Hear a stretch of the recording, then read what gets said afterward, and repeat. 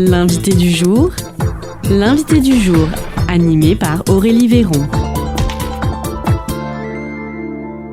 Bonjour à toutes et à tous. Aujourd'hui, dans l'invité du jour, on va parler art, on va parler culture, mais surtout, on va parler femmes artistes, car oui, il existe désormais en Europe des musées qui leur sont entièrement consacrés. Alors, pour nous en parler, j'ai le plaisir d'accueillir Bettina, vice-présidente de la Maison de l'Europe de Lot-et-Garonne, passionnée d'art et de culture. Bonjour Bettina. Bonjour Aurélie. Très heureuse d'être avec vous aujourd'hui, avec vous tous, pour évoquer ces musées qui remettent les pendules à l'heure et les artistes à leur place, c'est-à-dire sur les murs. Alors, première question un peu provocatrice.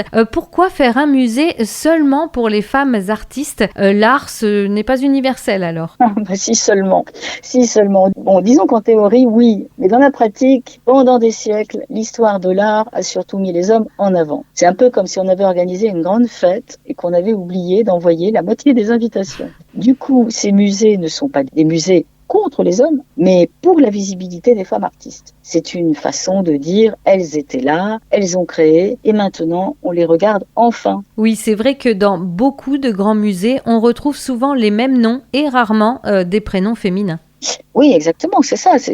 Par exemple, au Louvre, moins de 5% des œuvres exposées sont signées par des femmes. 5% seulement, vous imaginez ? Alors forcément, il faut un petit coup de projecteur, ou plutôt un grand faisceau de lumière pour rééquilibrer tout ça. Alors commençons ce tour d'Europe par l'Allemagne. À Berlin, il y a eu un musée pionnier, non ? Oui, tout à fait. Alors il s'appelle le Verborgene Museum, ce qui signifie littéralement le musée caché, un nom parfait, parce qu'il révélait justement ce qui avait été, caché. Il a été fondé en 1986 avec une mission simple et géniale, retrouver, exposer et célébrer les femmes artistes oubliées. Les fondatrices, elles fouillaient dans les archives, les greniers, les catalogues, comme des détectives de l'art féminin. Mais avant lui, celui dont on parlera juste après, qui se vante d'ailleurs d'être le premier musée privé en Europe consacré aux femmes artistes, un autre centre statut hybride l'avait devancé, ainsi que le musée berlinois. Et il s'agit du Frauenmuseum de Bonn. Donc celui-là, il était bien avant celui que j'ai évoqué, Berlin, et bien avant celui qu'on va évoquer tout à l'heure. Donc toujours en Allemagne, c'était le premier musée au monde dédié aux femmes artistes, ouvert en 1981, 6 ans avant le National Museum of Women in the Arts, né en 87 à Washington, D.C., créé par un collectif de femmes et géré par des volontaires. Ce lieu pionnier a pu s'installer dans un magasin de vêtements abandonné grâce à l'aval de la ville de Bonn, qui paie son loyer et son chauffage, toujours encore aujourd'hui, depuis 1984. On imagine presque des enquêtrices à la Sherlock Holmes, pinceau à la main pour dénicher toutes ces femmes artistes. Oui, tout à fait, c'est ça.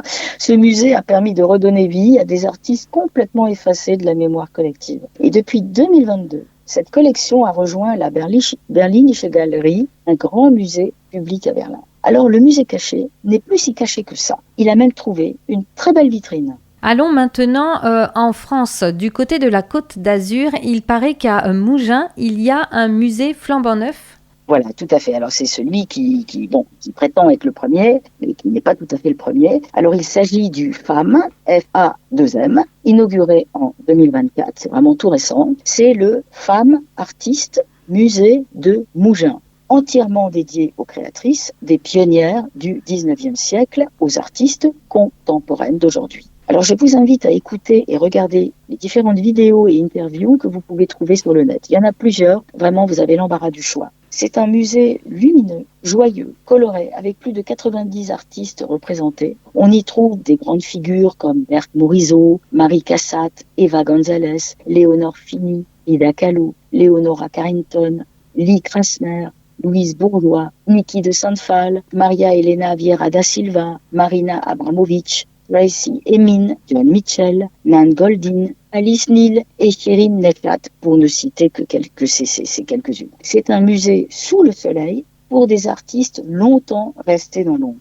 On pourrait dire qu'à Mougins, on met les femmes artistes au soleil, au propre comme au figuré. C'est un lieu magique où chaque salle donne envie de dire « Ah, mais c'est elle qui a fait ça !» Et puis, c'est un musée qui ne revendique pas la séparation, mais la visibilité. Le message, c'est « Regardez, elles étaient là, elles le sont encore et elles le sont nombreuses. » Et par exemple, Bettina, du côté de la Scandinavie, il se passe quoi ? On a souvent cette image d'une société très égalitaire. C'est vrai, mais même là-bas, tout n'est pas parfait. Le Nordnorsk Kunstmuseum en Norvège a fait une exposition appelée 28%. Pourquoi 28%? Eh bien parce que seulement 28% de ces œuvres étaient signées par des femmes. C'est à la fois un aveu et un électrochoc. Ils ont pris le problème à bras-le-corps et ont lancé des acquisitions pour rééquilibrer. Alors non, la parité n'est pas encore là, mais au moins le débat est ouvert et assumé. 28%, on se dit qu'il reste un peu de place sur les murs, non ? Oui, tout à fait, exactement. Disons qu'il y a de la place pour accrocher encore pas mal de toiles féminines. Alors, au fond, pourquoi ces musées sont-ils si importants aujourd'hui ? On pourrait penser que l'époque a changé, non ?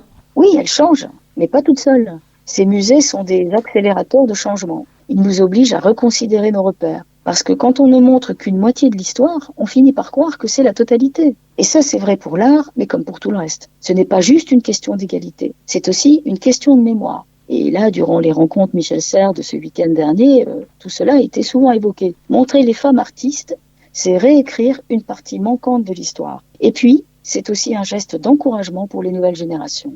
Chaque jeune fille qui entre dans ces musées peut se dire « Moi aussi, j'ai ma place ici ». Entre nous, c'est quand même mieux que de se dire « Tiens, encore un musée où il n'y a que des moustaches sur les portraits », ou presque. Avant de se quitter, si vous devriez résumer en une phrase le sens de ces musées. Bien, je dirais, ils ne sont pas faits contre, ils sont faits pour la mémoire, pour la diversité, pour la beauté vue sous tous les angles. Et ils rappellent que l'art n'a pas de genre, mais qu'il a longtemps eu un biais.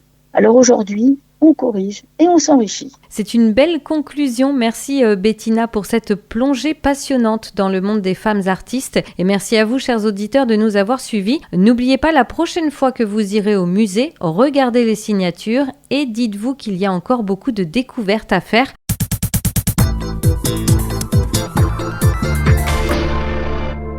Alors avant de terminer aussi, Bettina, comme on a un petit peu de temps, est-ce que vous pouvez nous rappeler la Maison de l'Europe de Lot-et-Garonne ? Où est-ce qu'elle se situe ? Elle se situe dans les bâtiments de l'école Édouard Herriot. Vous voyez, d'ailleurs, le bâtiment a été complètement refait. La façade a été repeinte et maintenant on a un grand arc-en-ciel sur le bâtiment et vous pouvez y lire un grand panneau Maison de l'Europe, Europe Direct. Donc ça se passe c'est à Agen. Et si on souhaite avoir plus d'informations, on peut venir à la Maison de l'Europe à Agen ? Bien sûr, vous pouvez venir à la Maison de l'Europe, vous êtes tous les bienvenus. Moi, je vous invite surtout à regarder notre site qui permet, en regardant le programme et les événements qui d'ailleurs s'affichent dès qu'on ouvre la page, ça vous permet un petit peu de voir les événements à venir. Alors, j'en profite justement pour vous dire que ce que je voulais annoncer aussi, on vous attend nombreux, c'est le 28 novembre à 18h30, alors cette fois par contre à la salle des illustres de la mairie d'Agen, nous organisons une conférence sur la défense en Europe.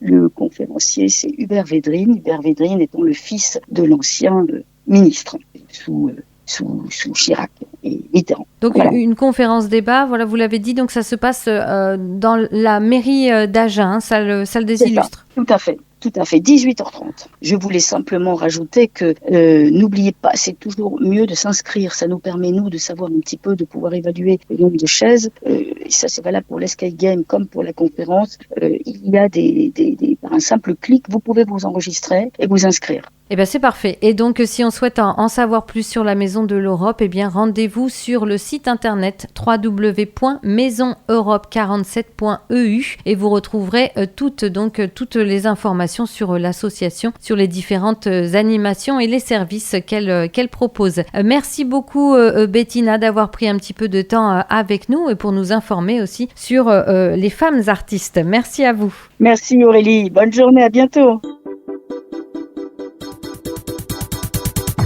C'était l'invité du jour, animé par Aurélie Véron.